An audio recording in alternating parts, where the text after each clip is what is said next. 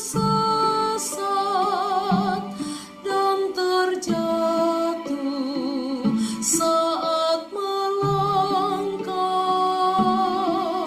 Tuhan, ajarlah kami bersyukur setiap hari. Kami mau ikut Tuhan Yesus menjadi murid-Mu. Kami satu anak PKE mengasihi-Mu, ya Yesus, tulus setia, bersukacita, dan semangat melayani. Kami satu anak PKE, harapan dalam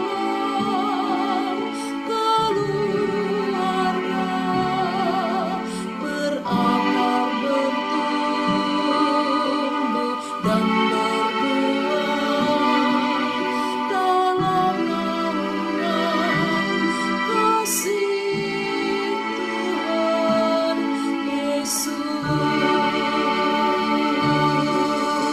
Kakak-kakak, puji Tuhan hari ini kita bisa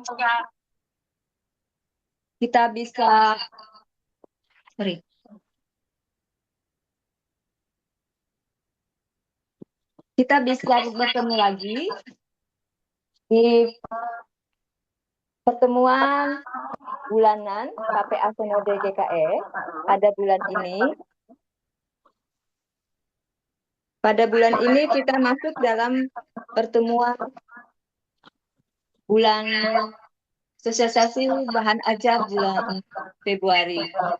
Baik kakak-kakak sekalian, mohon maaf ini sepertinya ada kesalahan, ada dubbing ya.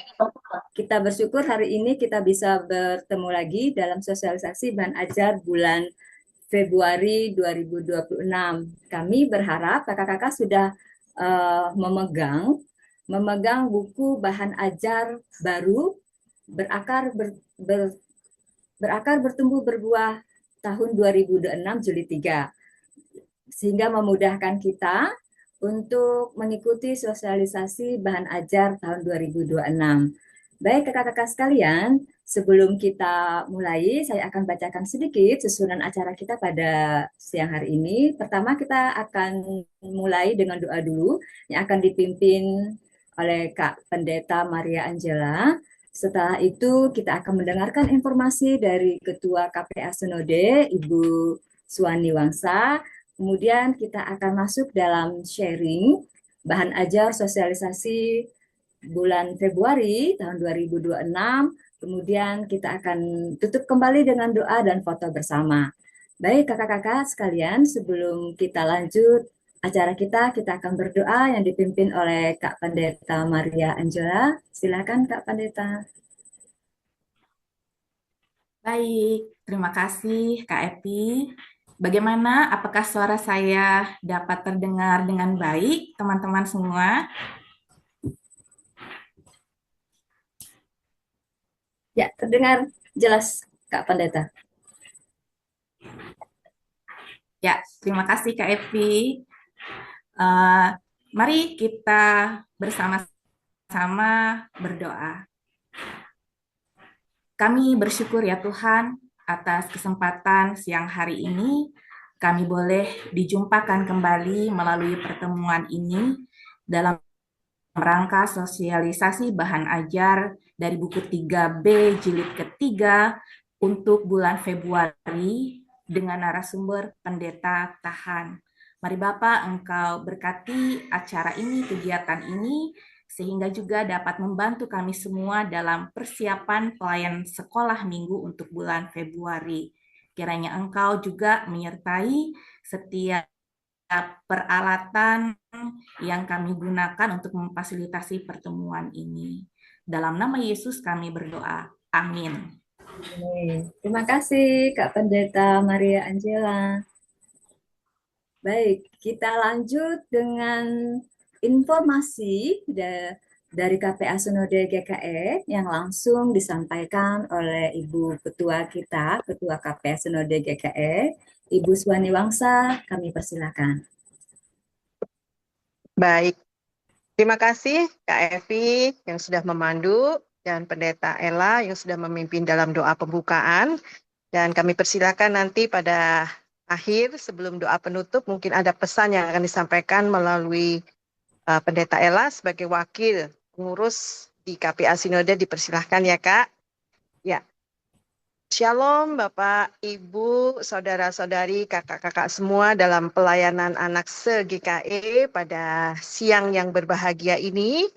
Kita bisa bertemu di materi persiapan bahan ajar untuk bulan Februari.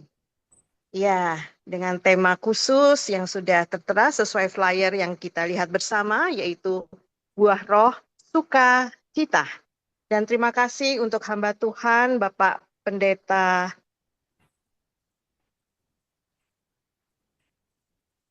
ya, yang akan menyampaikan materi untuk persiapan bahan ajar di bulan Februari ini.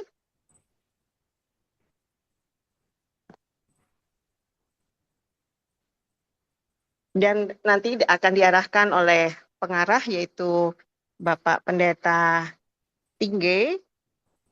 Ya, kepada Bapak Pendeta Dr. Tahan M. Cambah MTH yang sudah sebagai penulis ya untuk materi bahan ajar Februari ini, kami ucapkan Shalom Kakak. Ya, selamat siang. Ya, Ya. selamat siang kakak-kakak yang dikasih oleh Tuhan Yesus Kristus. Ya, jadi tidak terasa ya kakak-kakak kita pada hari ini berkumpul untuk mempersiapkan untuk bahan ajar pada bulan Februari tahun 2026, di mana nantinya untuk bulan Februari 2026 kita akan diisi dengan subtema yang baru daripada rangkaian daripada 9 subtema yang diangkat oleh KPA Majelis Sunda GKE untuk buku 3B jilid yang ketiga, di mana pada bulan depan ini kita akan masuk dalam subtema yang baru, yaitu temanya adalah apa? Sukacita ya. Oke, nah kakak-kakak, kemarin kan ada yang bertanya nih, siapa sih sebetulnya Kak narasumber kita ini? Siapa sih yang sudah merancangkan bahan ajar untuk buku 3B jilid 3? Nah, pada hari ini kakak-kakak yang dikasih oleh Tuhan, kami langsung membawa narasumbernya ini, penulisnya langsung.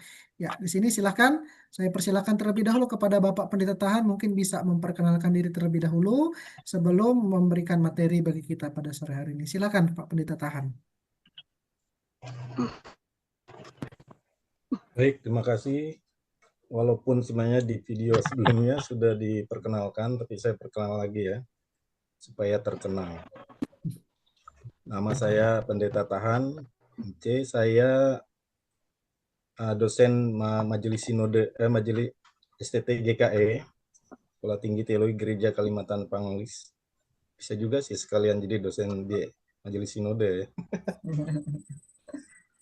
Karena hari ini sekalian mengajar di sini gitu. Jadi background saya memang teologi, dan kenapa saya masuk jadi penulis ini awalnya karena prihatin dengan teman saya waktu itu Ibu Pendeta Happy ya, yang memang agak kesulitan. Jadi ya, saya berjuang untuk mendampingi beliau dan menggantikan posisinya waktu itu. Sekaligus memang ada keprihatinan saya juga terhadap anak-anak GKE.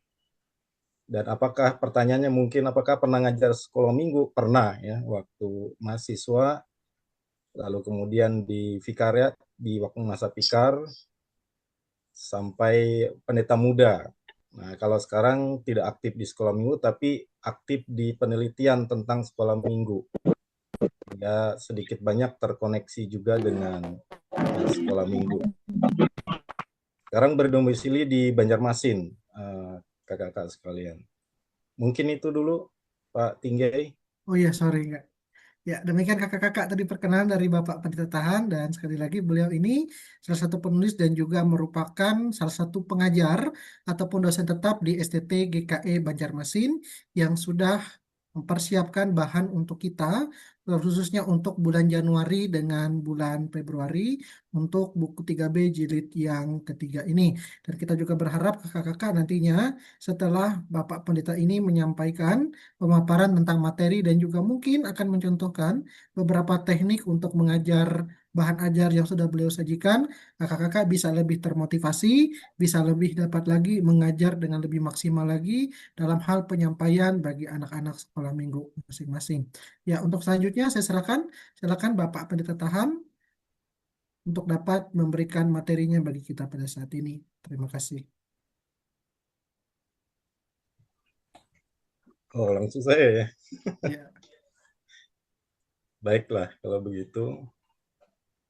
Bahan ini saya bagi 2 slide karena ternyata sangat besar ini hasilnya, resolusinya. Jadi nanti bagian pertama itu bahan 6 dan 7, lalu kemudian 8 dan 9. Ini waktunya berapa lama ya kira-kira? Tapi saya lanjut aja dulu ya, nanti kalau kelewatan tolong dihentikan ya. Kalau memang kelewatan beri tanda buat saya. Saya coba share screen.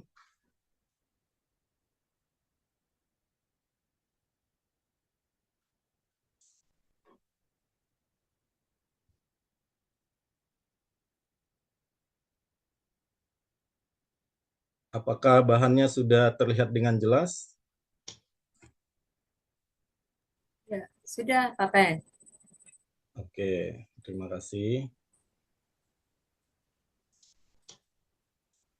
Jadi kita masuk pada bulan Februari, yaitu pelajaran ke-6 dengan subtema sukacita. Jadi karena Tuhan memberikan kemampuan kepada Yeremia sebenarnya fokus di sini ya. Jadi sekali lagi kakak sekolah minggu pasti akan membaca nas ini dulu, karena kalau tidak dibaca bisa tidak sampai ininya ya, pesannya. Nanti memberikan pengertian kepada anak bahwa mereka memiliki hidup dengan tujuan tertentu. Suatu saat Tuhan akan singkapkan bahwa Tuhan memiliki tujuan tertentu dalam hidup mereka, dalam masa kanak-kanak, mereka dapat menggali sebanyak mungkin potensi dalam diri mereka. Nah, ini yang menjadi tujuan.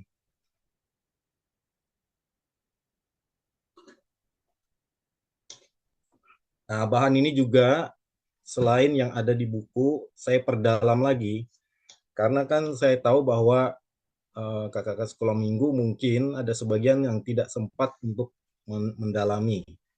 Saya kasih tema-tema sebagian ya, sebagian saya kasih tema-tema lagi supaya kita bisa semakin fokus pada bahan ini. Kita masuk pada apa latar belakang nas ini.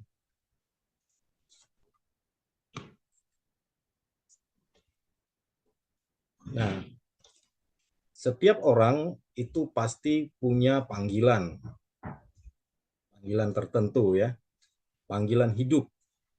Setiap orang dipanggil dan Tuhan memiliki rencana khusus untuk setiap orang, termasuk kita, termasuk anak-anak sekolah minggu. Nah, itu ada tujuan ilahi sehingga hidup kita memiliki panggilan tertentu yang nanti Tuhan akan singkapkan. Nah, dalam bahan ini kita mendorong anak-anak untuk menggali potensi diri sejak dia bahkan di usia dini ya, usia yang masih kecil.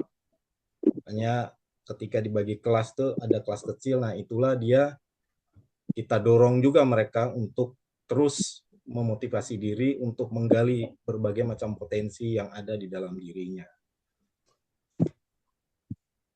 Nah, sekarang kita masuk khusus pada Yeremia ya. Yeremia itu dipanggil dan diutus sebagai nabi waktu dia masih muda. Walaupun tidak ada keterangan kalau dia anak-anak, tetapi masih muda. Sehingga ketika dia dipanggil itu, dia merasa tidak berharga dan takut menerima wewenang ilahi dari Tuhan untuk memberitakan firman-Nya kepada bangsa-bangsa. Tetapi Tuhan menegaskan bahwa ia memiliki rencana khusus termasuk kepada Yeremia. Sehingga berkali-kali Tuhan memberikan penguatan kepada Yeremia ini. Nah, kalau kita cek misalnya di dalam ayat yang ke-6 ya, Yeremia yang masih muda itu merasa belum mampu, merasa sangat muda, sehingga dia ragu-ragu. Tapi Tuhan kemudian meneguhkan Yeremia. Dia menyatakan bahwa ia sendiri atau Tuhan sendiri yang mengutusnya kepada bangsa-bangsa. Jadi kakak-kakak bisa cek di ayat 7, 8, dan 9. Nah, kita tahu dari sinilah penegasan-penegasan Tuhan itu dinyatakan. Dia meyakinkan bahwa Yeremia memiliki panggilan khusus dari Tuhan, kehendak Tuhan, dan itu cocok baginya. Dia tinggal menjalaninya. Dan tangan Tuhan yang akan mengutus dan mendukungnya. Pasti suatu saat maka Yeremia akan menyadari bahwa itu adalah panggilan yang tepat bagi dirinya. Nah, tentu kakak-kakak kita belum tahu sebenarnya ya panggilan buat anak-anak yang kita bimbing, apakah mereka punya panggilan khusus, tapi jikalau mereka masih belum merasa atau belum mendapatkan panggilan itu, tetap saja ya beri semangat buat mereka bahwa ada waktunya nanti Tuhan memberikan peneguhan kepada mereka. Nah, sehingga kalau kita lihat misalnya ini kita petakan ya panggilan kita hari ini sebagai umat Tuhan. Kehadiran kita di keluarga, di komunitas, itu semua adalah bagian dari Tuhan. Nah, kita tahu kan biasa anak-anak begitu ya, ada yang ragu kenapa dia harus ada di sini, kenapa anak ini, kenapa bukan keluarga ini, pasti banyak pertanyaan-pertanyaan seperti itu. Nah, doronglah mereka untuk mengerti bahwa sebagai anak mereka punya tugas tertentu dimanapun dia ada. Lalu anak sekolah minggu yang ditempatkan atau hadir di tempat tertentu juga sebenarnya punya maksud, Tuhan punya maksud tertentu buat mereka. Tidak iseng seperti Yeremia. Nah, jadi kita arahkan seperti itu. Saya paham ini tidak mudah, tapi namanya juga perjuangan kita untuk membela dan meneguhkan anak-anak, maka kita harus tempuh situasi ini supaya mereka menjadi kuat. Nah, oleh sebab itu kakak sekalian, sekali lagi tegaskan, dimanapun mereka berada, maka mereka wajib untuk menjadi berkat ya melalui perkataan dan perbuatan. Baik di sekolah, di rumah, di gereja, seperti lagunya itu ya. Jadi berjuang untuk menjadi berkat. Nah, sehingga kemudian anak-anak kita dorong untuk menggali potensi diri sebanyak-banyaknya. Nah, biasanya anak-anak usia-usia ini ya, dari kelas kecil sampai kelas besar, mereka itu bisa ada anak-anak tertentu yang merasa kurang percaya diri. Sehingga mereka lebih banyak melihat kekurangan ketimbang kelebihan mereka. Dan sayangnya, kelebihan yang mereka anggap kelebihan itu biasanya dia bandingkan dengan anak-anak yang lain yang bisa nyanyi, bisa tampil, ya itu baik saja, tetapi sebenarnya kan bukan hanya itu. Nah, disinilah tugas kita sebagai kakak-kakak sekolah minggu untuk menggali bakat dan minat itu untuk mereka bisa menemukan diri. Lalu mereka bisa mengembangkan kemampuan yang ada. Kemudian memanfaatkan potensi untuk pelayanan. Nah, di gereja itu berhati-hatilah, seringkali bakat minat itu dilihat dari si anak bisa nyanyi tampil ke depan, si anak bisa tampil ke depan baca Alkitab, si anak bisa tampil ini itu ya begitulah biasa ya. Tapi sebenarnya kan di balik itu mereka punya bakat lain. Misalnya sebenarnya anak itu pintar menggambar, pintar menulis, pintar memasak, pintar yang lain yang sebenarnya tidak tampil ke depan. Nah, ini yang jadi salah satu yang menjadi goal kita juga untuk menggali itu bahwa mereka punya bakat itu. Nah, ini di sini apa ya, gunanya kakak-kakak nanti bisa menggali sebanyak mungkin apa yang bisa digali dari potensi diri anak-anak itu. Nah, masuklah kita pada apa namanya ini, alat peraganya ya. Sekali lagi ini contoh saja buat kakak-kakak. Memang sih kalau praktis langsung bisa dipakai ya yang ada di buku.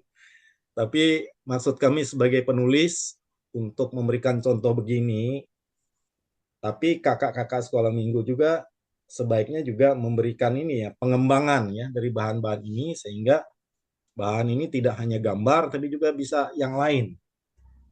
Ya, macam-macam lah ya, bisa misalnya boneka Yeremia, boneka jari Yeremia dengan Tuhan atau video, macam-macam bisa dilakukan sesuai dengan kemampuan di mana kakak-kakak sekalian berada di tempat masing-masing ya. Kalau dia memungkinkan alat peraganya berupa video yang bisa dibuat, nah bagus juga. Kalau tidak ya dengan gambar ini pun cukup sebenarnya. Karena ini saya selalu ingatkan kita berhadapan dengan generasi Alpha dan sebagian ya, generasi Z ya, tapi kebanyakan Alpha sekarang. Nggak harus berjuang keras kita untuk memusatkan perhatian mereka. Nah, lanjut lalu ayat hafalan sama Yeremia 1 ayat 7. Saya pilih ini dengan titik khusus bahwa disitulah Yeremia merasa dia masih muda, tapi Tuhan berfirman padaku, janganlah katakan bahwa aku ini masih muda, tetapi kepada siapapun utus haruslah engkau pergi, dan apapun yang kuperintahkan kepadamu haruslah kau sampaikan. Nah, ini yang jadi ayat hafalan. Nah, kemudian juga aktivitas, sekali lagi ini hanya petunjuk kakak-kakak, kalau punya aktivitas lain yang lebih menarik dari ini pun menurut saya juga tidak masalah. Yang penting kan dia temanya sama. Tapi kalau mau yang langsung jadi, yang tersedia di buku ya seperti ini. Kelas kecil mewarnai, kelas tengah, nah ini kelas tengah mulai diajari ya, untuk dia bisa menuliskan banyak kelebihan, kekurangannya kita minimumkan. Tapi sebenarnya ini pun masih bisa ya digunakan untuk kelas kecil, seandainya tidak mau menggambar selalu mewarnai ya. Nanti murid-muridnya bertanya-tanya, kakak tiap minggu kok mewarnai mulu. Nah bisa juga dengan ini ya, dengan memberi kalau mungkin anak-anak karena belum bisa menulis, ya mungkin ditanyain saja ya kelebihannya dan seterusnya ya. Entah bagaimana caranya ya supaya bisa sampai ke situ. Nah, untuk kelas besar minta untuk menulis ayat Alkitab atau bisa ayat hafalan tadi atau quotes. Biasanya kenapa kelas besar ini quotes? Karena mereka biasanya kreatif ya, menggunting quotes. Untuk quote itu semacam kutipan apa ya, kutipan kata-kata orang bijak atau bisa juga ayat Alkitab. Kalau tidak mau sulit sih, sebenarnya tidak ada yang sulit sih. Kalau mau lebih praktis, ya ayat Alkitab juga boleh. Nah, itu pelajaran ke-6 ya. Sekarang kita masuk ke pelajaran yang ke-7. Pelajaran yang ke-7 tema masih sama, subtema sukacita, yaitu sukacita menjadi murid Yesus, mendengar dan melakukan. Dari Lukas 5 ayat 1 sampai yang ke-11. Nah, berbeda dari yang tadi, kalau tadi perjanjian lama, ini perjanjian baru. Jadi memang lumayan ini ya, bahan-bahan yang diberikan oleh KPA ini kita dari perjanjian lama lari ke perjanjian baru, menggali lagi teks-teksnya begitu. Tujuan mengajarkan anak-anak bahwa mendengar firman Tuhan harus disertai dan dengan melakukan firman Tuhan. Jadi bukan hanya mendengar, tapi juga melakukan. Alat peraga masih andalan, yaitu gambar. Sekali lagi, kenapa gambar? Karena asumsi saya yang paling praktis itu gambar gitu ya. Karena saya bayangkan waktu saya pernah vikar di desa itu jangankan LCD ya, video dan lain sebagainya agak susah mendapatkannya. Belum tentu ada laptop juga kan, sehingga gambarlah yang menjadi andalan utama untuk sementara ya. Nanti ke depan Tuhan berkati semua sekolah minggu di desa-desa dan tempat-tempat lain, sehingga bisa rata semua pakai alat-alat yang lain. Nah, ini yang pelajaran ke-7. Nah, ini juga saya kembangkan teks-teksnya, mendengar dan melakukan firman Tuhan seperti yang Yesus contohkan.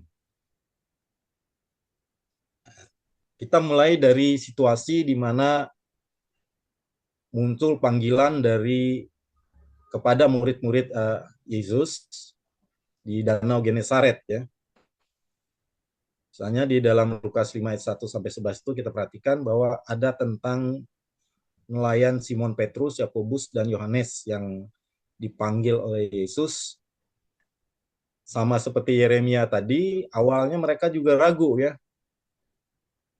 Tapi ketika mereka mengikuti perkataan Yesus, Tuhan katakan, tebarkan jalamu. Mereka akan bingung ya, kok nebar jala pada siang hari, padahal tradisi nelayan menebar jala itu malam hari. Tapi mereka ikut saja gitu ya. Nah, makanya di situ ada ya perkataan Petrus. Tetapi karena perkataanmu itu, aku menebar jala juga. Nah, jadi artinya di sini Petrus mengakui bahwa dia sebenarnya ragu, tetapi karena Tuhan yang mengatakan, maka ia tebarkan juga jala itu. Padahal kita tahu waktu itu Yesus sendiri belum dikenal begitu banyak ya. Tapi inilah menjadi titik awal di mana Yesus kemudian mulai dikenal. Nah, dengan mempercayai perkataan Yesus itulah, maka Petrus dan teman-temannya mendapatkan tangkapan yang luar biasa. Bahkan perahu mereka itu hampir tenggelam, diberitakan di ayat itu ya. Nah, oleh sebab itu, kisah ini mengajarkan kita untuk mempercayai bahwa firman Tuhan itu benar dan mulia. Artinya dia tidak berbohong, tapi benar-benar menyatakan bukti dari iman yang dipahami atau dipercayai oleh orang-orang yang mempercayainya. Nah, doronglah anak-anak kemudian untuk memahami bahwa penting sekali melakukan firman Tuhan. Seperti misalnya saya tambahkan di ayat ini adalah dari Lukas 6 ayat 49 ya, dari TB1. Akan tetapi barang siapa mendengar perkataanku tetapi tidak melakukannya, ia sama dengan seorang yang mendirikan rumah di atas tanah tanpa dasar. Ketika banjir melandanya, rumah itu segera rubuh dan hebatlah kerusakannya. Nah, ini menjadi ayat tambahan yang bisa memperkuat teks atau kisah yang kakak-kakak akan sampaikan. Nah, kata kunci yang penting di sini mendengar, mempercayai, dan melakukan. Mendengar berarti memperhatikan firman yang Tuhan sampaikan, seperti Petrus dan teman-temannya. Tebarkan jala. Mereka tidak hanya mendengar, tetapi juga mempercayai. Walaupun keyakinan mereka waktu itu tidak full, tapi mereka tetap melakukan. Sehingga kita dorong anak-anak untuk mendengar, percaya, dan melakukan. Tentu ini ada konsekuensi ya kakak-kakak. Jikalau tidak, kalau kakak-kakak tidak menjadi teladan, maka ini berbahaya ini ya. Jadi kita juga harus mendengar, mempercayai, dan melakukan.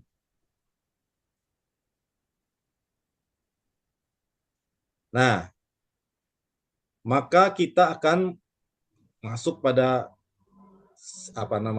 semacam tahapan di mana firman itu bekerja dalam hidup kita. Menumbuhkan iman kita. Kita mendapatkan hikmat, petunjuk. Nah, dalam bahasa, karena kakak-kakak ini dewasa kan, bahasa orang dewasa itu disebut transformasi hidup. Artinya dia menjadi pribadi yang lebih baik. seperti Petrus dan teman-teman yang tadinya nelayan saja mencari ikan, tapi kemudian mereka menjadi penjala jiwa ya. Nah, itu perubahan transformasi yang luar biasa terjadi dalam hidup mereka. Seandainya mereka tetap nelayan waktu itu mungkin baik saja kayak keadaan mereka. Tetapi Tuhan mengembangkan, mentransformasi hidup mereka, mereka menjadi nelayan jiwa lah istilahnya ya, jadi penuai jiwa, penjala jiwa. Nah, disinilah penekanan pada orang-orang percaya ya. Setiap kita punya peran yang luar biasa, anak-anak suka mendengarkan firman Tuhan, baik dari guru sekolah minggu atau dari hamba Tuhan, orang tua menyampaikan firman Tuhan di gereja dan di rumah, ini penekanan memang mau tak mau di sini harus ada kolaborasi yang baik ya antara pengajar dan orang tua. Dan semuanya tidak hanya mendengar, tetapi juga sebaiknya dan harus secara ideal melakukan perintahnya. Jadi saya bilang ada situasi yang berat ya. Tetapi nanti kesimpulannya ada sukacita ya, sukacita sejati ketika kita taat yang akhirnya mendatangkan berkat buat kita. Dengan mendengar, mempercayai dan melakukan firman Tuhan sehingga kita akan mengalami sukacita sejati sebagai murid Yesus. Nah, sekali lagi andalannya adalah alat peraganya adalah gambar. Ini ada di buku, kelas kecil, kelas tengah, kelas besar. Sekali lagi, kalau mampu mengembangkannya, dipersilahkan sekali ya. Biasanya kelas tengah kecil ini yang sangat nunggu-nunggu kalau ada video atau gambar hidup atau bentuk yang lain. Kalau kelas besar kayaknya masih bisa lah. Lalu kemudian ayat hafalan Lukas 5 ayat 10b, kata Yesus pada Simon, jangan takut, mulai dari sekarang engkau akan menjala manusia. Aktivitas, nah sekali lagi mewarnai, bukan mewarnai, ini kolase ya, jadi kolase, guntingan kertas kecil, itu ada kertas berwarna-warna itu ya, makanya ini perlu persiapan sih ya, kakak perlu persiapan untuk menggunting itu dulu, karena ini kan anak-anak kecil ya, lalu kemudian dikasih lem, lalu nanti dia menempelkan itu di aktivitas ini. Nah, untuk kelas tengah diberikan kertas, lalu minta mereka untuk merespon, bagaimana kalau mereka diminta oleh Tuhan seperti Petrus gitu ya. Lalu respon itu ditulis dalam bentuk surat yang ditujukan kepada Tuhan Yesus. Misalnya kan, Tuhan Yesus, panggilanmu saya terima, saya siap menjadi penjala manusia, mungkin seperti itu ya. Nah, tergantung sih keadaan masing-masing di jemaat masing-masing apakah itu bisa dilakukan. Kalau setahu saya sih masih bisa dilakukan seperti itu. Nah, untuk kelas besar mereka diarahkan untuk menggambar baik kartun atau apa untuk mereka mengingat cerita tadi ya. Mengingat cerita yang baru disampaikan. Nah, jika mereka belum bisa menggambar atau tidak suka menggambar, maka kartun atau anime dia bisa menggambar yang biasa. Nah, kalau ada kesempatan untuk memajang hasil karya mereka, pajanglah. Kelihatannya ini sangat sederhana ya, simple, tapi sebenarnya ini kalau sempat terpajang hasil karya itu, anak-anak tuh merasa bangga sebenarnya. Walaupun mungkin tidak terlalu baik atau tidak maksimal, tapi mereka bangga biasanya. Nah, itu bahan 6 sampai 7. Saya akan coba bahan selanjutnya ya, 8 sampai 9. Bentar saya buka dulu bahannya.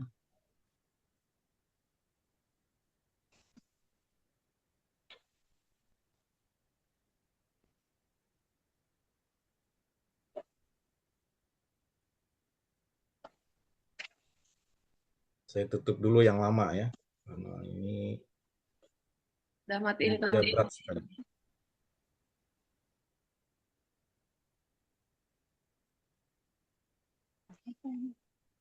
Nah, ini bahan pelajaran yang ke-8.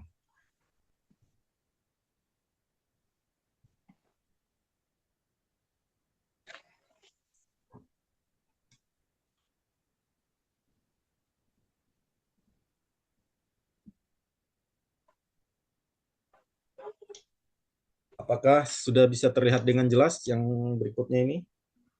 Pelajaran ke-8. Bisakah satu orang memberikan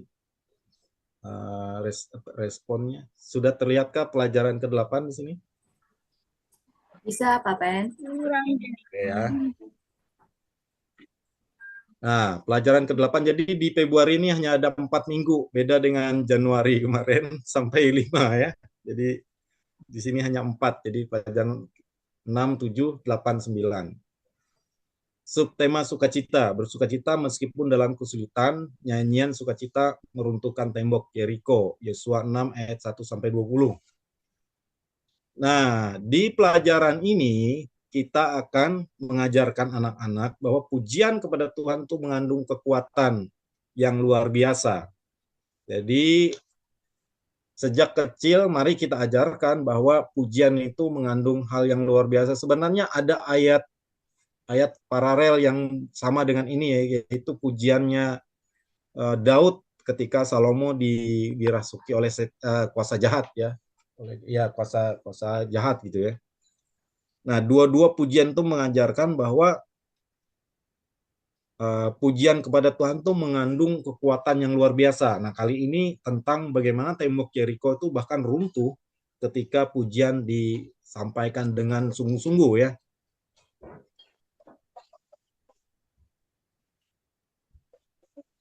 Ya, pelajaran ke-8 tentang sukacita. Nah, kita akan menggali background atau latar belakang nasnya ya. Jadi bangsa Israel waktu itu, ya sekali lagi ini berpindah lagi ya dari tadi PL, PB, sekarang PL lagi ya, perjanjian lama ya, kisah Yeriko. Sebelum Israel datang, sebenarnya orang-orang Yeriko itu sudah mendengar kehebatan dari bangsa ini ya. Jadi sudah ada kegentaran. Nah, karena ketakutan itulah maka mereka menutup rapat-rapat kota Yeriko ya. Gerbang kota ditutup rapat, tetapi kita tahu bahwa Tuhan sudah berfirman kepada Yosua ya bahwa Yeriko akan diserahkan. Sehingga Yosua tinggal menjalankan saja tugasnya untuk merebut kota itu. Walaupun waktu itu belum ada detail disampaikan, Yosua tetap taat, dia tetap berjalan untuk mengikuti perintah dari Tuhan. Nah, sebenarnya kalau diteliti ya, beberapa ahli tafsir, ternyata kota Yeriko itu bentengnya itu sangat tebal ya. Jadi bukan benteng yang biasa, tetapi termasuk benteng khusus Yeriko itu. Sehingga secara manusiawi sebenarnya bangsa Israel itu mustahil untuk bisa merebut dan meruntuhkan kota tersebut, kota Yeriko ya. Dihitung dari segi kekuatan tentara Israel yang waktu itu ya, sebenarnya agak mustahil. Kenapa? Karena memang kota itu begitu dijaga dengan ketat dan kuat. Nah, di sini kakak-kakak sekalian, perlu sekali kita untuk menyampaikan atau bisa menularkan iman bahwa ketika kepercayaan kita itu diliputi dengan keyakinan akan pimpinan Tuhan, sesuatu yang mustahil itu bisa terjadi dalam kehidupan kita. Dan kali ini melalui puji-pujian yang disampaikan oleh umat Israel pada waktu itu. Nah, ternyata detail strategi yang disampaikan oleh Tuhan itu baru disampaikan ketika mereka sudah mendekati kota Yeriko. Perintahnya apa? Mengitari tembok Yeriko ya. Jadi Tuhan memerintahkan bangsa Israel untuk mengitari tembok Yeriko selama 7 hari. Nah, yang menarik di sini Yosua taat saja tanpa ragu dia memimpin pasukan. Karena kita tahu ya Yosua ini kan hambanya Musa dan dia tahu bahwa bagaimana Tuhan memimpin bangsa ini, akan dia melihat tuannya sendiri yaitu Musa diberkati sekali oleh Tuhan sehingga dia taat saja tanpa ragu memimpin pasukan. Dan pada hari yang ketujuh maka Yosua memberi perintah supaya mereka berteriak dan mengagungkan nama Tuhan sekeras-kerasnya gitu ya. Itu yang kita tahu ya. Dan sebenarnya ketika mereka sedang mengitari tembok Yeriko ini mereka juga menaikkan pujian kepada Yahweh, kepada Tuhan ya. Ini strategi perang yang sebenarnya cukup aneh ya kakak-kakak. Orang perang harusnya kan pakai pemanah yang bagaimana, pakai senjata yang bagaimana, tapi ini Tuhan memerintahkan mereka bernyanyi dan memuji Tuhan ya, berkeliling. Oh, sebenarnya di hari pertama dan karena mereka disuruh diam ya. Pada hari yang ketujuh mereka disuruh berteriak dan memuji nama Tuhan. Nah, di sini strategi yang cukup unik dibuat oleh bangsa Israel atas perintah Tuhan. Nah, ketika tibanya masa itu, maka Yosua berkata di Yosua 6 ayat 16b ya, bersoraklah sebab Tuhan telah menyerahkan kota ini kepadamu. Nah, disitulah kemudian bangsa itu bersorak nyaring segera setelah mendengar bunyi sangkakala. Apa yang terjadi kakak-kakak?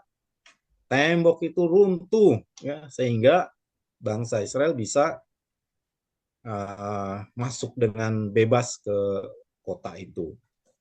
Bayangkan dengan kekuatan yang seperti ini ya, kegentaran dari orang-orang Yeriko itu kemudian semakin bertambah karena ternyata mereka tidak memakai senjata-senjata yang aneh-aneh ya. Tapi mereka memakai senjata pujian dan sorak-sorai bahwa Tuhan itu adalah Tuhan yang luar biasa. Nah, apa kunci kemenangan di situ? Maka kalau kita lihat yaitu ketaatan dan kepercayaannya. Yosua dan bangsa Israel taat pada setiap perintah Tuhan. Nah, kalau kita berpikir ya, kalau kita aja sebagai tentara ya, tentara yang mau merebut kota ya, kalau kita mau membayangkan ya, kok disuruh berputar-putar saja, berdiam diri dulu gitu ya, rasanya nggak mungkin gitu kan. Nah, tapi uniknya bangsa ini mereka percaya dengan taat teguh ya, menaati pimpinan mereka Yosua untuk mengikuti apa yang Tuhan perintahkan. Nah, sehingga hasilnya apa? Mereka menang ya dengan ketaatan dan iman dan berhasil merebut kota Yeriko. Artinya, mereka melakukan apa saja yang Tuhan perintahkan, tidak peduli seberapa tidak masuk akal. Nah, maksudnya dalam peristiwa ini ya, kan tidak selalu Tuhan tidak masuk akal maksud saya ya. Ada waktu memang Tuhan juga masuk akal. Tapi di dalam kisah ini kan sebenarnya agak jauh ya dari strategi perang pada umumnya ya. Disuruh mengitari kota, lalu suruh berteriak saja, tapi runtuh tembok Yeriko. Nah, itu yang terjadi. Nah, sehingga kisah Yeriko, kisah runtuhnya tembok Yeriko ini mengajarkan bahwa sukacita sejati ditemukan dalam ketaatan kepada Tuhan, bahkan di tengah tantangan yang tampaknya mustahil. Jadi di dalam kemustahilan itu maka Tuhan benar-benar membuktikan kuasanya. Nah, iman bisa mengatasi logika kita, kuasa pujian dan sorak-sorai menjadi senjata spiritual yang ampuh. Tuhan memimpin sehingga rintangan yang besar bisa diatasi.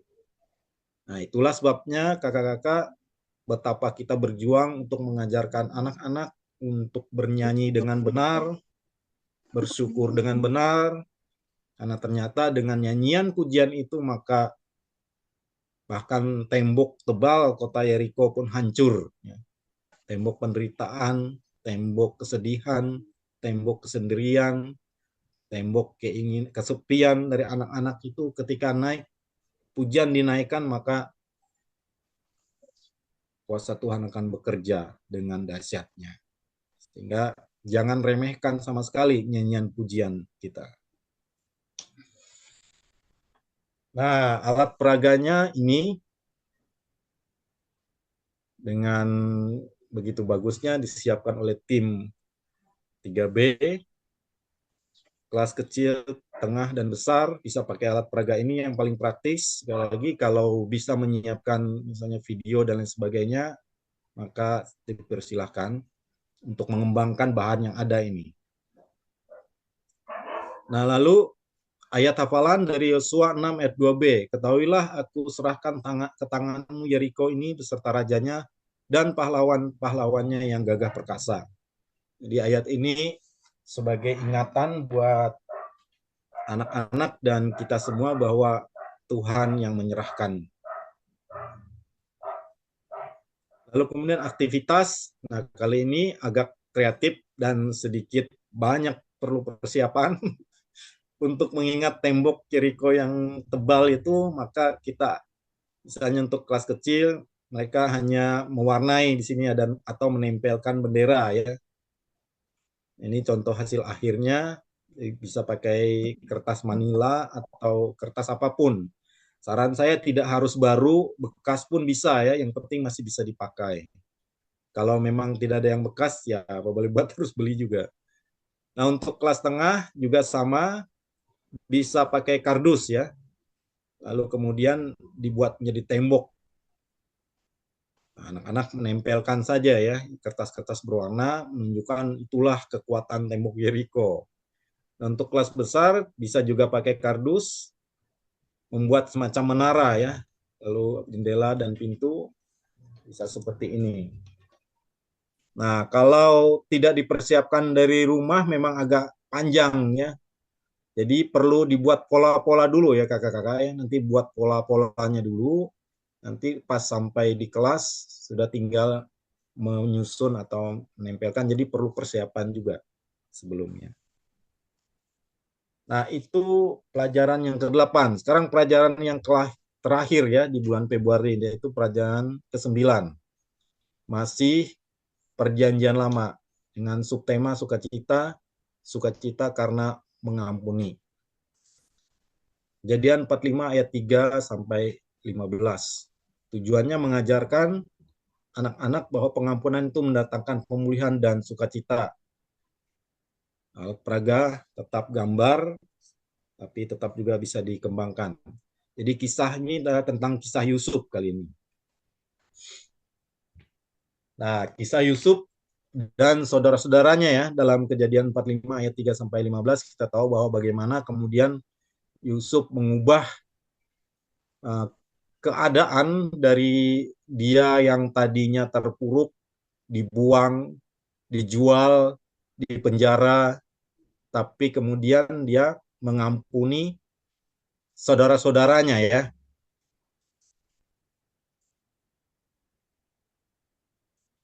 Nah, Yusuf yang tadinya budak, dia menjadi penyelamat ya. Kita tahu kisah dia, saudara-saudara menjual dia ya. Tetapi justru Yusuf ini tidak bermental budak. Ini hebat ya. Tapi dia justru bermental pemenang. Walaupun dia dijual sebagai budak. Lalu dia tiba di rumah Potifar ya. Di sini pun dia punya mental pemenang ya. Dihasut, difitnah oleh istrinya Potifar ya, gara-gara dia tidak mau mengikuti keinginan istrinya Potifar kan. Nah, akhirnya dia pada bagian ketiga itu dia dipenjara. Nah, sekali lagi dia bukan dia bukan memiliki mental kriminal di sini, tapi justru di penjara dia menunjukkan kehebatannya, kemampuannya.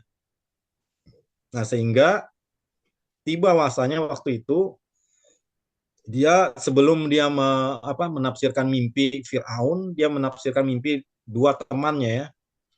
Tapi kemudian ketika Firaun mencari ahli-ahli di Mesir, tidak ada yang bisa menjelaskan mimpinya, maka si Yusuf muncul.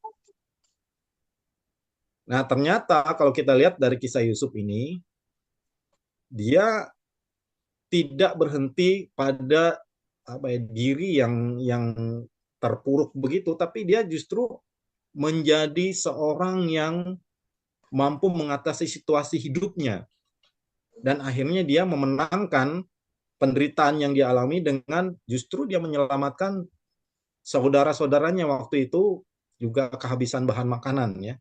Mohon maaf Pak Pendeta, tahan izin masuk Pak. Di slide ini masih gambarnya yang tulisannya pelajaran ke-8 Pak. Jadi tidak Oh, iya. bergerak. Iya, Oke, saya ulangi ya, ya, bentar. baik. Terima kasih Pak.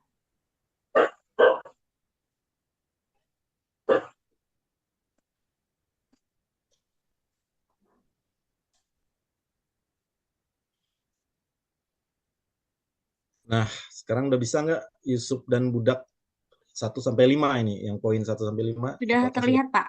Ya, sudah terlihat. Terima kasih Pak. nanti kalau nggak bergerak kasih tahu lagi ya. Soalnya saya nggak bisa baca chat ini karena Ya, baik Pak. lanjut saja. Oke. Nah, jadi Yusuf itu punya mental yang sangat luar biasa ya. Saya ulangi, tadi dia sebagai budak, dijual saudara-saudaranya, tapi kemudian dia menjadi hamba Potifar, dihasut lagi dia, masuk ke penjara, tapi dia tidak punya mental sebagai seorang kriminal, justru dia menjadi kepercayaan dari kepala penjara.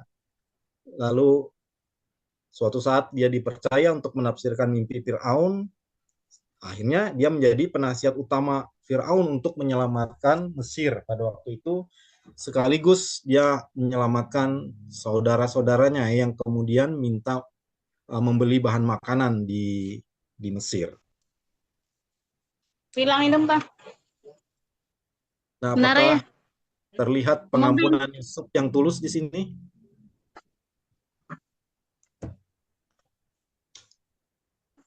Nah, kita tiba pada pengampunan Yusuf yang tulus ya.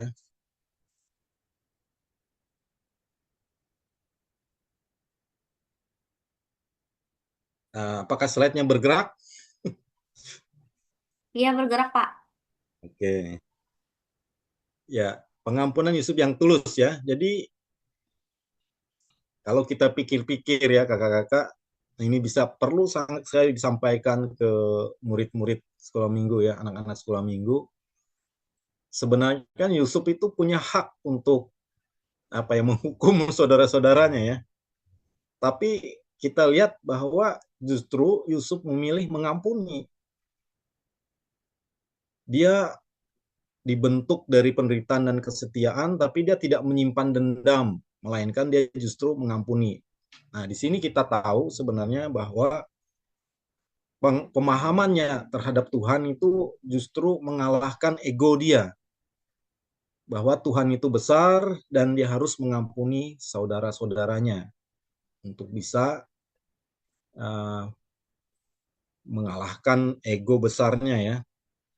Dan tidak satupun perkataan Yusuf yang menunjukkan bahwa dia sakit hati terhadap saudara-saudaranya. Bahkan dia sangat mengasihi saudara-saudaranya, tangisannya sampai didengar oleh seluruh istana Firaun, katanya kalau kita baca di Alkitab itu ya. Nah, ini perkataan Yusuf ya. Janganlah bersusah hati dan janganlah menyesali diri karena kamu menjual aku ke sini, sebab untuk memelihara kehidupanlah Allah menyuruh aku mendahului kamu. Nah, justru ini yang muncul dari perkataan Yusuf ya. Makna penderitaan Yusuf itu justru disebutnya sebagai persiapan baginya untuk menjadi utusan Tuhan. Nah, ini iman yang luar biasa dari Yusuf yang perlu diteladani ya.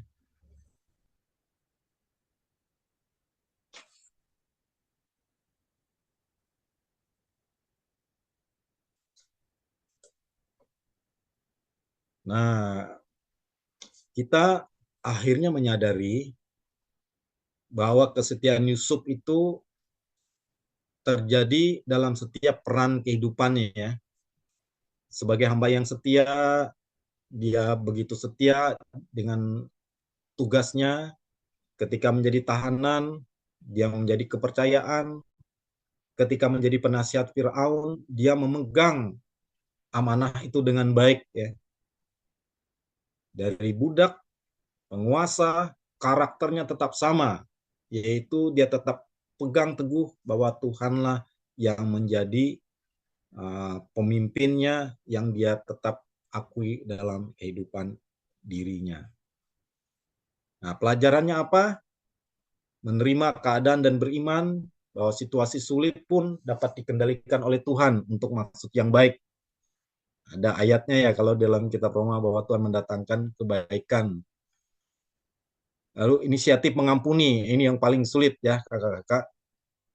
Kalau kita lihat di sekolah minggu itu ada anak-anak yang bertengkar, berantem, suruh salaman tuh berat, sulit ya.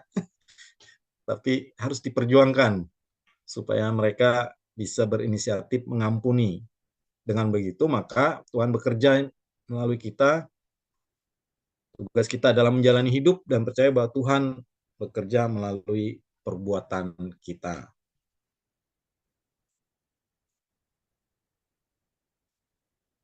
Jadi dampak pengampunan Yusuf tidak hanya memulihkan hubungan dengan saudara-saudaranya, tetapi juga menyelamatkan seluruh keluarga dari kelaparan. Ini menunjukkan bahwa pengampunan memiliki kekuatan transformatif, membawa sukacita, pemulihan bagi semua pihak.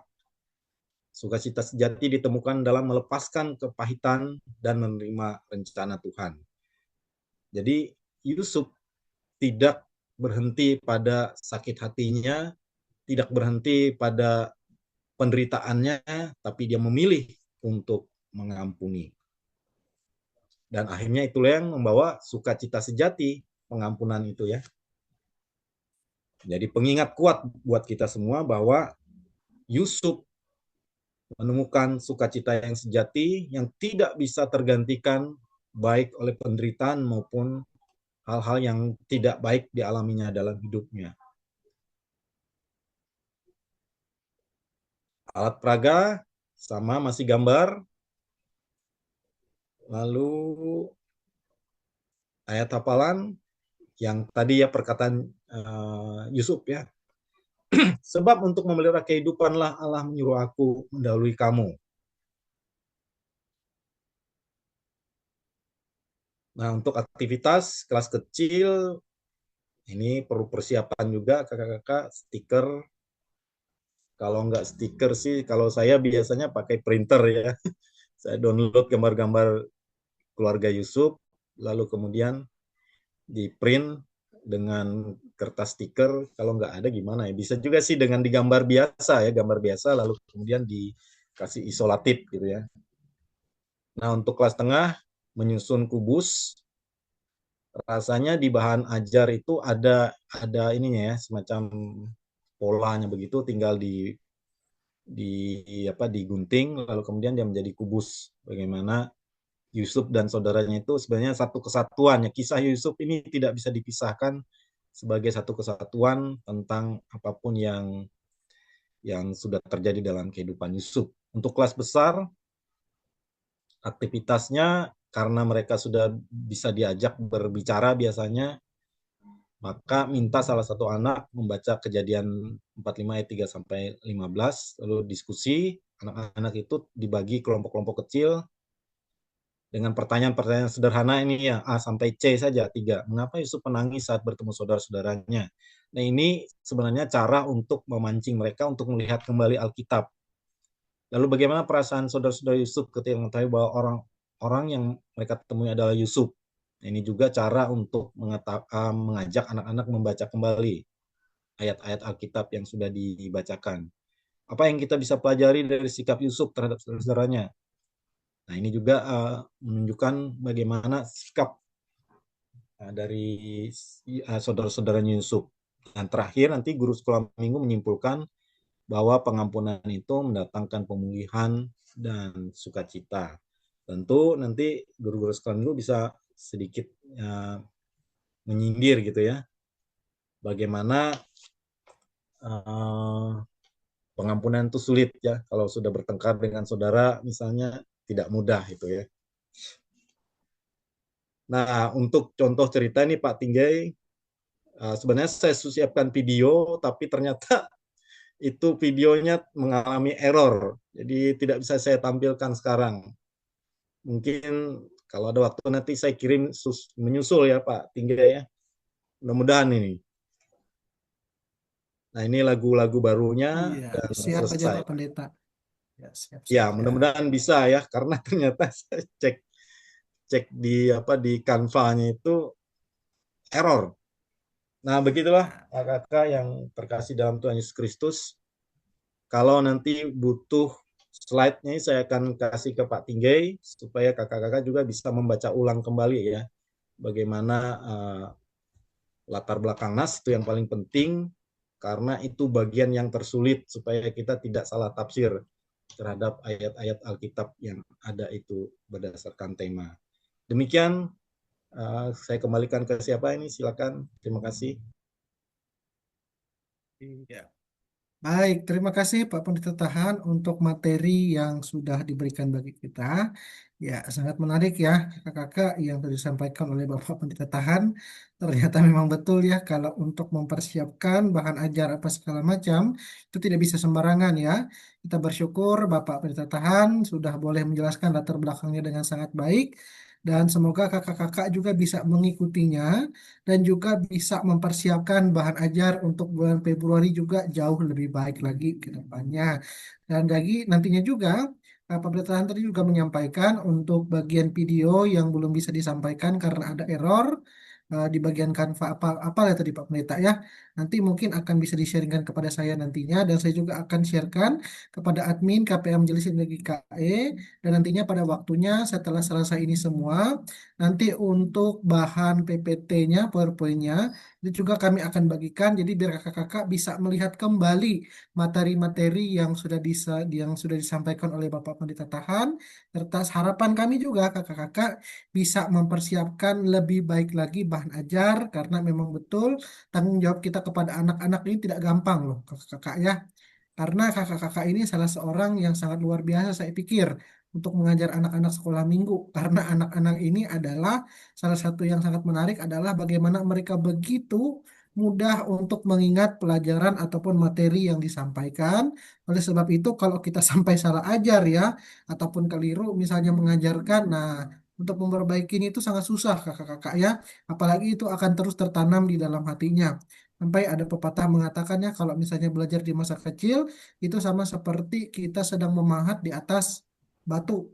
Tapi kalau belajar di masa dewasa itu seperti memahat di atas air. Nah, jadi hal ini sekali lagi bukan untuk menakut-nakuti kakak-kakak, tetapi lebih memotivasi bagi kita kakak-kakak guru sekolah minggu. Hendaknya bahan ajar yang kita berikan kepada anak-anak kita nanti adalah bahan ajar yang sudah kita persiapkan dengan baik dan tentunya melalui persiapan yang sangat baik. Saya percaya dan kami juga percaya bahwa kita bisa menjadi berkat bagi anak-anak sekolah minggu kita.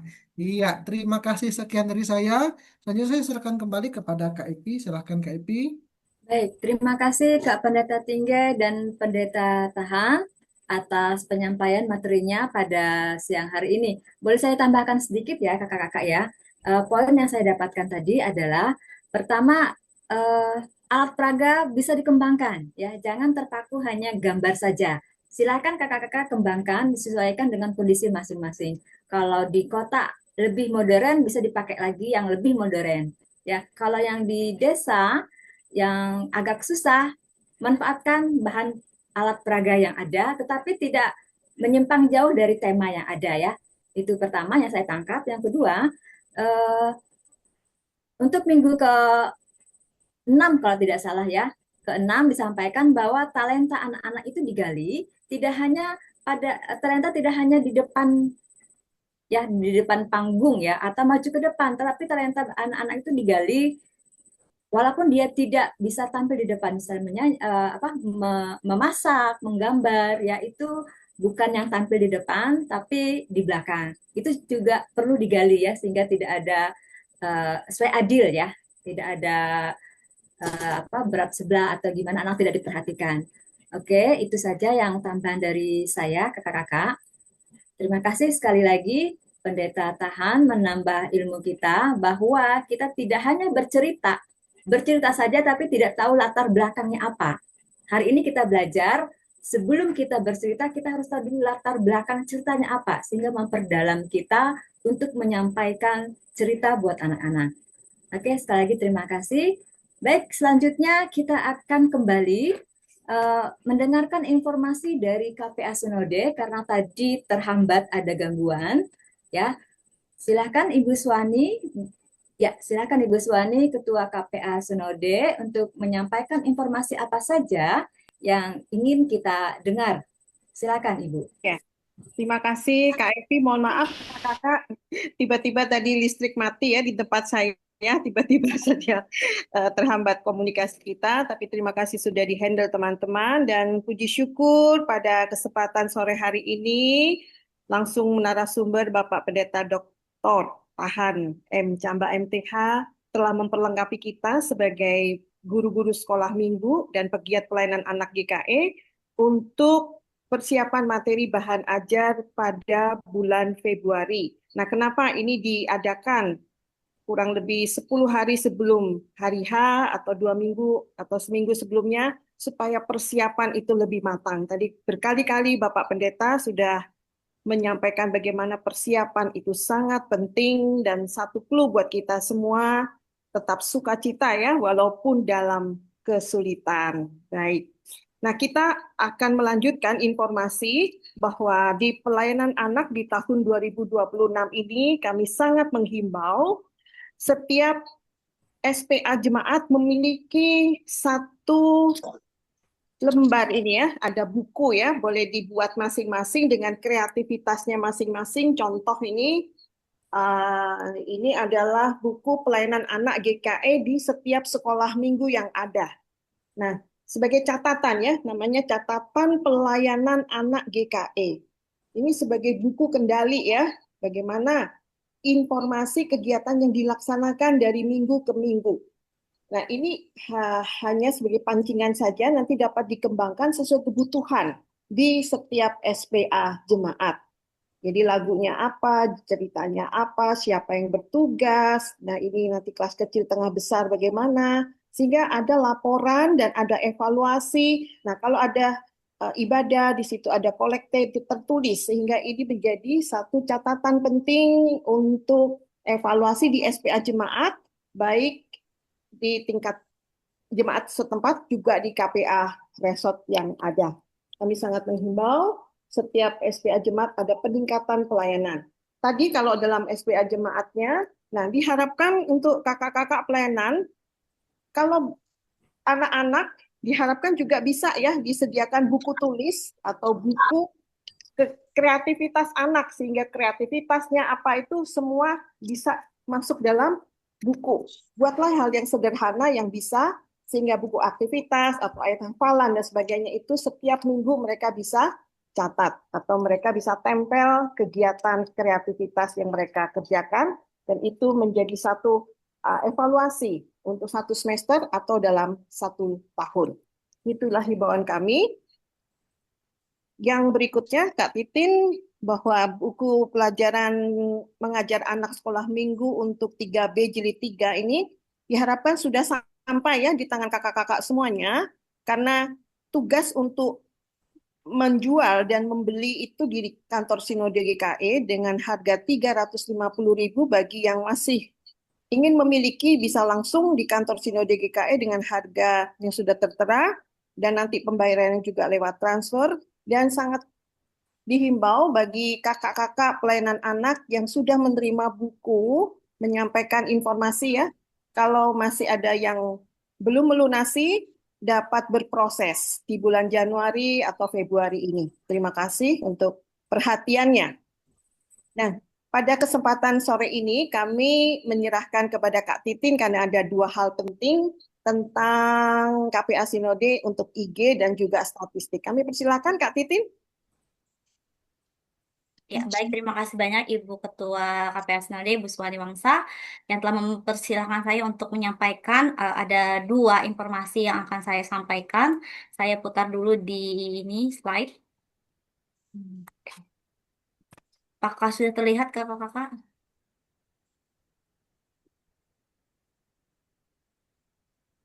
Apakah sudah terlihat di layar, kakak?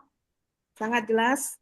Baik, jadi di sini saya menyampaikan ada dua hal. Yang pertama terkait akun Instagram Asinode. Jadi beberapa waktu yang lalu sudah ada dibuatkan akun Instagram KPA Sinode. Dan dalam beberapa waktu juga sudah dilihat ada 89 pengikut atau followers dari akun tersebut yang mengikuti. Jadi kami dari KPA Sinode sangat menghimbau kakak-kakak untuk bisa mengikuti atau memfollow akun Instagram KPA Sinode. Mengapa? Karena nantinya kita akan mendapatkan berbagai macam informasi penting di dalam akun Instagram tersebut ya. Jadi tidak hanya lewat WA saja, tapi ini juga mempermudah kita melalui akun Instagram. Nah, lalu juga di layar akun resmi Instagram KPA Sinode ini juga ada disematkan link YouTube KPA Sinode. Jadi di link YouTube KPA Sinode ini juga ada beberapa video ya, yang mana video-video itu juga kita ambil dari setiap pertemuan bahan ajar. Jadi itu juga merupakan informasi penting untuk kita yang mengajar anak-anak sekolah minggu. Lalu di sini manfaat mengikuti akun Instagram KPA Sinode. Yang pertama, dokumentasi pelayanan sekolah minggu dan acara hari besar GKE dari kiriman kakak-kakak akan kami upload di akun Instagram KPA Sinode tentunya. Lalu nanti juga ada update flyer kegiatan KPA seperti pertemuan bahan ajar, lalu nanti juga seperti kegiatan besar tahun lalu, misalnya kayak pertemuan Raya Anak, lalu juga ada ibadah Natal. Nah, itu juga kami upload di akun Instagram tersebut. Lalu juga ada informasi bahan ajar bulanan yang juga kami unggah secara rutin dan dokumentasi setiap pertemuan tentunya. Lalu juga ada video dan dokumentasi yang sudah kita juga upload, contohnya seperti refleksi Natal. Nah, juga ada informasi penting maupun pengumuman untuk mengingatkan kita di setiap kegiatan pelayanan anak ini. Nah, tentunya Instagram KPA Sinode ini dibuat untuk menjadi sarana bagi kita untuk saling terhubung, terkoneksi, dan saling menguatkan dalam pelayanan anak. Lalu bagaimana cara follow akun Instagram KPA Sinode? Jadi kakak-kakak kalau mau follow tentunya harus punya sosial media dulu ya. Jadi sosial media dulu yaitu Instagram. Setelah punya Instagram pribadi atau Instagram dari SPA atau SHM masing-masing, boleh ketik @KPA boleh diketik sesuai contoh di PPT ini. Nanti dibuka KPA Sinode GKE di kolom pencarian, kemudian pilih akun resmi KPA Sinode GKE, lalu klik tombol follow atau ikuti, dan nanti ada aktivitas yang akan dilihat di dalamnya. Ini ada contoh video dari bagaimana cara memfollow akun Instagram KPA Sinode.